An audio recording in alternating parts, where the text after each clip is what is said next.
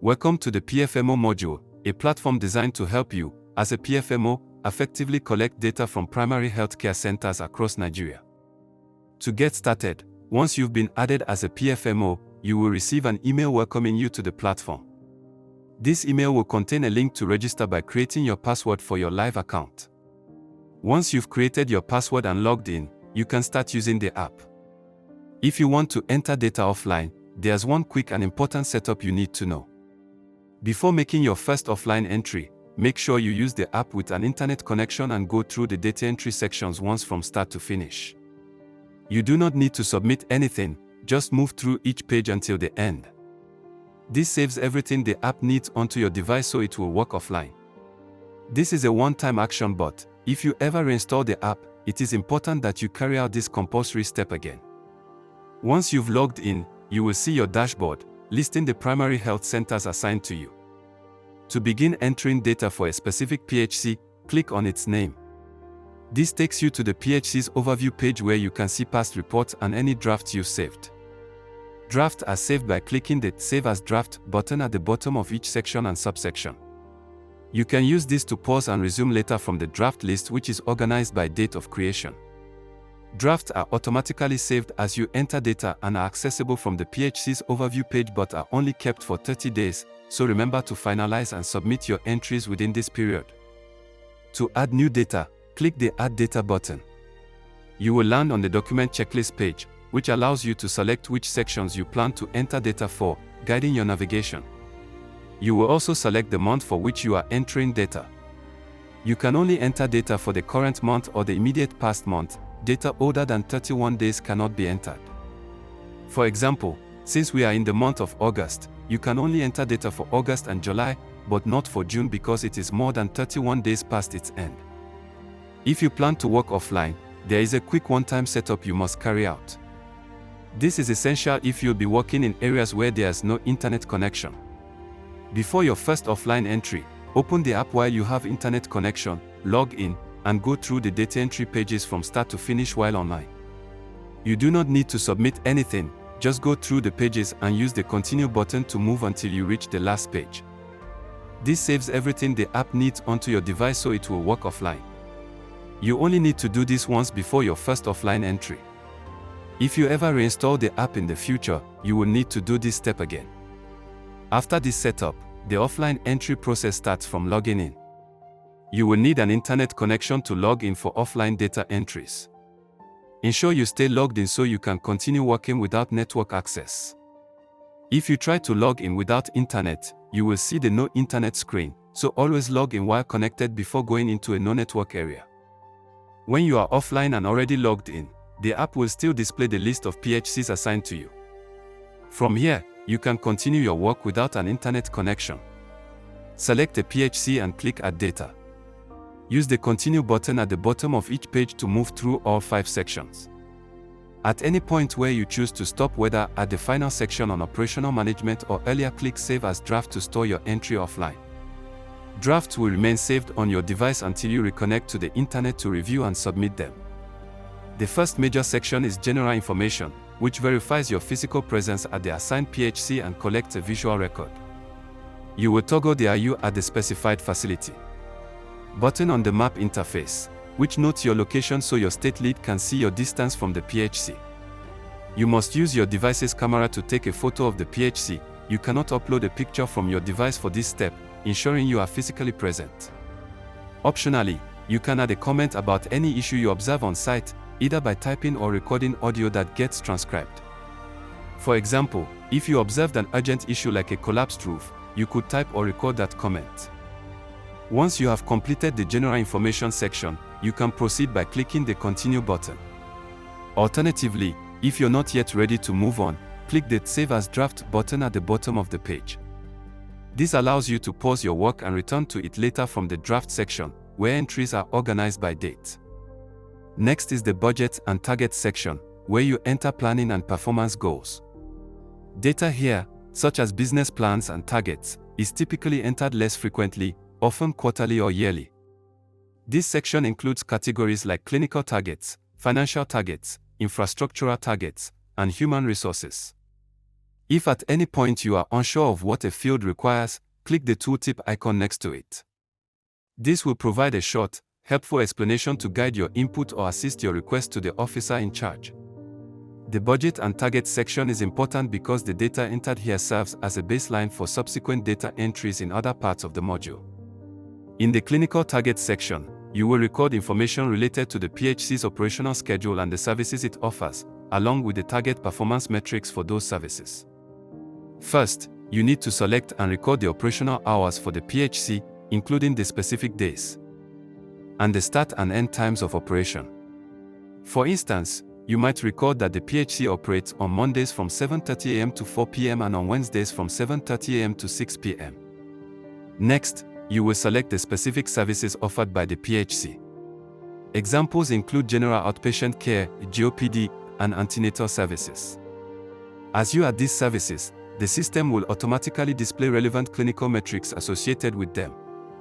For example, adding antenatal services will bring up metrics like ANC1 and ANC4. ANC1 refers to the first antenatal visit, and ANC4 refers to the fourth antenatal visit by pregnant women. According to the NPHCDA and Nigerian guidelines, the focus is on measuring visits to the first and fourth antenatal sessions. Once the services and associated metrics appear, you will then enter the target values for these clinical metrics. These targets must be set for a specific period, such as a quarter or a year. For instance, you might enter a target number of women expected to attend ANC1 or ANC4 visits over a specific period. For example, a plan to attend to 1,500 women for ANC1 visits with a target to see 80% of these women by ANC4. Additionally, you will enter the target for the patient satisfaction score. This score represents the percentage of patients the PHC aims to satisfy with the services received. In practice, this score reflects the goal for how many patients should report a positive experience during their visit. For example, setting a target of 90% means the PHC aims for 9 out of every 10 patients to leave satisfied with the care and services provided. Lastly, in the clinical target section, you will record any programs the PHC plans to implement within a specific period. For example, the PHC may plan to run a malaria control program from July 1st to August 31st, 2025, scheduled every Monday within that period from 8 a.m. to 12 p.m. Remember, you can add a comment to provide additional context about any of the data you have collected, either by typing or recording audio that will be transcribed. All areas where data has been entered on this page will appear as categories, allowing you to add and save comments specific to each one. For example, if the PHC was not operational despite its stated business hours, you can note this and specify whether it is an urgent or a regular observation. The essence of collecting this data under clinical targets is to clearly define the PHC's planned operational capacity and service delivery goals. By setting these targets, including operational hours, available services, and the expected performance on key clinical metrics like ANC attendance and patient satisfaction, this section establishes the baseline against which the actual performance, recorded later in sections like programmatic support, can be measured and analyzed. This provides a clear picture of the PHC's planned clinical activities and expected outcomes, which is fundamental for performance monitoring and evaluation. Within financial targets, we focus on the PHC's financial planning, specifically their business plan and expected funding sources. If the PHC has a business plan, toggle the option to Yes, then select the time period the plan covers. For instance, the plan might cover the quarter from July 1st to September 30th, and could have been approved on August 5th. Upload the approval page as a picture, PDF, or image file type. Ask the officer in charge, the OIC, for the business plan. Next, upload the full business plan either as an image, PDF, or an Excel sheet. For Excel files, identify the columns on the spreadsheet that correspond to the business plan item, its quantity, its cost or amount, and its category. After uploading, click Extract File to automatically extract the data and populate the table below, grouping items into their respective categories and calculating the total budget. For image or PDF files, you will be required to input where in the document the expense category can be found. After uploading, click Extract File. This will generate the table, but you will need to manually enter the items, units, amounts, and quantities into the appropriate fields. This upload is important because the data can be used later for analytics and reporting. At the next subsection, you will record the expected funds from various sources. You see fields for common funders like BHCPF, NHIA, MPHCDA, GFF, and Impact. Indicate expected funds by toggling on the corresponding option. To give an example, for MPHCDA funds, toggle the option on. Enter the expected amount, such as 750,000 naira via the MPHCDA gateway. Specify the frequency, like quarterly, and the coverage period, such as the current quarter. You can also record other sources of funds. Click Add Other Funds. You specify the amount, frequency, time period, and funder name. To illustrate, you might record an expected amount from the community. Enter the expected amount, for instance, 350,000 naira. Specify the frequency, such as monthly. Indicate the coverage period, perhaps from January to December for the year. Enter community as the funder name. You can add more entries for other expected funds using the plus button. Other parts of budgets and targets include infrastructure targets, where you list planned revitalization targets and estimated cost. Here you are required to record areas where planned revitalization is needed. This includes listing specific needs such as structural, electrical and mechanical maintenance, repairs and so on. For each planned revitalization target, you must enter the estimated cost associated with the project. You also need to identify the proposed payer who is expected to fund this revitalization. For example, if a PHC plans to install a backup power system like solar, you would list backup power, solar, as the area needing revitalization, enter the estimated cost, 2.5 million naira, and specify the proposed payer such as a donor named Mr. Marvelous. The essence of collecting this data is to record the PHC's planned improvements to its infrastructure, including the anticipated cost and funding sources, to help track plan versus actual. Financial inflows and monitor facility development. A general comment box is available at the bottom. This allows you to note any observations or provide additional context related to the planned infrastructure improvements or challenges. The Human Resources section focuses on planning for staff of the PHC. This typically includes ad hoc staff positions that may be supported by sources like donors or the community. In this section, you will enter the planned number of ad hoc staff for specific roles. For instance, a PHC might have a target or plan to have a certain number of skilled health attendants like midwives who may be funded by non-governmental sources. You would enter the planned number for that role, such as a planned number of 4 midwives. The purpose of this data collection is to document the planned staffing levels for positions funded outside the standard government payroll, which contributes to a complete picture of the PHC's human resource planning and helps track resources contributed by donors or the community. At the bottom of this section, a general comment box is provided. You can use this to add notes about the planned ad hoc staffing levels, any challenges in meeting these targets, or other relevant human resources planning details. This planning data, once entered, helps track planned inflows. After entering all your data across clinical, financial, infrastructure, and human resources targets, you can either continue to the next section or click Save as Draft to store your progress. This is especially helpful if you're collecting additional documents or verifying entries before submission. Drafts can be accessed and resumed from the PHC overview page. Moving on, we enter the fiduciary management section, which is important for collecting financial documentation for transactions that have already occurred and performing validations. It has several subsections: expenditure reports, cash withdrawal, revenue and cash inflows, and lastly, payroll records. On each of these subsections, you will find tooltip icons next to each field. Click them to get quick explanations that clarify what's required, especially when working with financial documents you will review with the OIC. We start with expenditure reports. You need the expenditure record document from the PHC's officer in charge. Navigate to the Expenditure Reports subsection. You will enter summary information from this document. First, enter the number of expenditure items listed on the document. You can input 15 under items. Next, enter the total amount spent as shown in the document. For instance, type 975,000 naira. You must also upload the expenditure report document itself. This document provides a detailed record. You can upload it in various formats, including image, PDFs, and spreadsheets. Click to select and upload the file. If uploading a spreadsheet, you will be required to identify the columns that correspond to key sections in the app, the expenditure item, its cost or amount, and its category.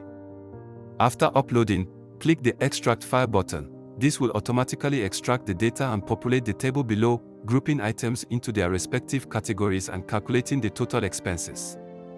If uploading an image or PDF, you will be required to identify where in the document the categories can be found. After uploading, click the Extract File button. This will generate the table structure, but you will need to manually enter the expenditure items and amounts into the table. You also need to ask the OIC if they have submitted their retirement document.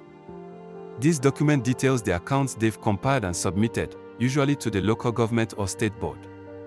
Indicate if it has been submitted by toggling the corresponding option. If submitted, toggle it to Yes. Then you can enter all the expenditure based on their categories. For instance, utilities and maintenance, transportation, and so on. Finally, if you observe any issues, like an expense seeming unusually high, such as they spent 800,000 naira on a small notebook, you can add comments in the provided section. After completing the expenditure report subsection, you proceed to cash withdrawals. In this subsection, you validate cash transactions, specifically looking for withdrawals outside approved limits. You will upload the PHC's bank statement. If you already uploaded it in an earlier section, that's fine, otherwise, upload it here. You need to identify any cash withdrawals that exceed the approved limits set by the state or local government. These limits vary. For example, a limit might be 20,000 naira in a day. Indicate if there were withdrawals outside these limits by toggling the option. If you select Yes, you will need to enter the details. Note the date and the amount of the withdrawal. For instance, if the daily limit was 20,000 naira, and on the 6th of August there was a withdrawal of 250,000 naira, you would enter that date and amount. You can add more entries if needed using the plus button. You can also add comments to explain any issues or context about the withdrawal. Following cash withdrawals, you move to revenue and cash inflows. Here, you record the actual funds received. Record funds received from expected sources like BHCPF, NHIA, Impact, or community funds, noting the funder, the amount received, and the date. You'll indicate receipt by toggling on the amount and entering the details. For instance, if the PHC received the expected 350,000 naira from the community in August, you would record that here, specifying the date received. In this case, August 1st. Upload a copy of the bank statement here if you haven't already done so. You also record capitation amounts received from health insurers. This includes the total amount received. You can input 300,000 naira from Kwara State HIA, and the total number of people covered by that payment, for example, 30,000 people. Finally, you enter the number of active bank accounts the PHC has, for instance, 3 bank accounts. The last subsection in fiduciary management is payroll records. This is where you record details for ad hoc staff, those not on the regular state government payroll but paid through other sources like donors or the community. Record their name, say, Precious A, who is a midwife, with a salary amount of 275,000 naira and the source of their salary, for example, BHCPF or community. You will also need to indicate whether allowances were paid to PHC staff during the period by toggling the button here. Once you have completed all the subsections under fiduciary management, you can continue to the next major section. The programmatic support section focuses on recording the PHC's clinical metrics and patient feedback data.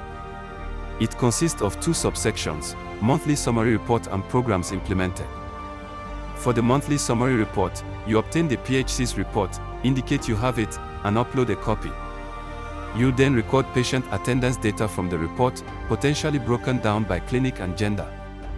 To illustrate, there might be 983 patients for all gender in general outpatient care, 89 patients for antenatal, and also record observed patient attendance you count during your visit. For example, observed 15 patients in GOPD, 7 patients in antenatal. You also initiate the patient feedback survey by asking questions and recording responses, which might be simple yes or no answers. In programs implemented, you record programs run by the PHC, noting the program name such as Malaria Control Programs, date implemented, August 1st, and number of attendees, for example 23 attendees. The final major section is operational management. It includes subsections, supply chain management, facility infrastructure, and operational compliance, and human resources. In supply chain management, you confirm if physical stock matches medication expenditure. Take a photo of the pharmacy shelf. Upload the stock list if available. Record quantities and units of key medications, using their NAFDAC number for unique identification across Nigeria, for example, 18 vials of oxytocin. Report out-of-stock items, noting the medication name, ID, NAFDAC number, and the reason for the stock out, for example, supplier delay. Facility infrastructure involves confirming backup power systems like generator, solar, inverter, and their functionality. Upload maintenance records if available. Confirm if the PHC is connected to the national grid. If connected, upload a recent utility bill and note who paid it. Review and audit the list of available equipment, noting the quantity and how many are functioning, for example, 3 sphygmomanometers, only 1 functioning, 2 stethoscopes, only 1 functioning. Report urgent renovation needs with pictures. For instance, wall is broken, you can recommend to fix the wall, and list any ongoing revitalization projects. Operational compliance involves confirming availability of clinical SOPs, standard operating procedures, on-site. Report any operational challenges using text or voice input. The Human Resources subsection within Operational Management, which should not to be confused with the HR category under Budgets and Targets, is where you record the total number of staff at the PHC, for example, 38 staff total, and the observed number of people present during your visit, which could be 7 or 8 people present. Indicate if the PHC midwives are present on the day of your visit. Record training details, including the type of training, like MLSS, the trainees, in this case, midwives, the number of people trained, 2 midwives, and who paid for the training, for example, donor like the Bill and Melinda Gates Foundation. Remember that, in addition to entering data within these 5 categories, the platform provides the ability to add comments, which is found in a general comment box located at the bottom of the respective section pages, allowing you to add observations or context. The ability to add comments across these categories allows you, as the PFMO, to provide valuable qualitative data and contextual information alongside the structured data you collect, which can be reviewed by your state lead. After entering data in all the relevant sections, you navigate to the Review and Submit section. Here, you see a summary of all the data you have entered across the various sections. Review the information carefully, and you can go back to any section to edit if needed. If you're not yet ready to submit, you can click the Save as Draft button on this page. This preserves all your entries across sections, allowing you to return later and complete your review before final submission. When you are satisfied, click the Submit button. Once submitted, the data is sent to your state lead for review. In addition to entering and submitting data, you can also generate a custom report based on your submissions. To do this, click the Generate Report option. You'll be able to select a PHC, choose a reporting period, and either use a saved template or create a new one. Your template can include fields such as PHC name, coordinates, operational hours, or services offered. Once set, you can view the report or download it to your device in Excel format. This makes it easy to share or analyze data offline. Lastly, you can review the status of any previous entries at any time by clicking the Review Feedback button at the top right corner of your screen. This opens a summary of your submissions and their current status. Ready for review means your entry has been submitted and is awaiting review by your state lead. Queried means your state lead has reviewed the entry and flagged one or more sections with comments that require clarification or correction. Approved means your submission has been reviewed and no further action is needed. For any queried entries, you will see the specific comments left by your state lead. You can respond to these comments directly on the platform. Once you reply, the section will be reviewed again. If the response is satisfactory, it will be marked as approved. If not, it may remain queried, and you can continue the conversation until approval is granted. Before you go, here are 5 things to remember. 1. Before your first offline data entry, and anytime you reinstall the app, open it with internet, log in, and go through the data entry pages once to prepare for offline use.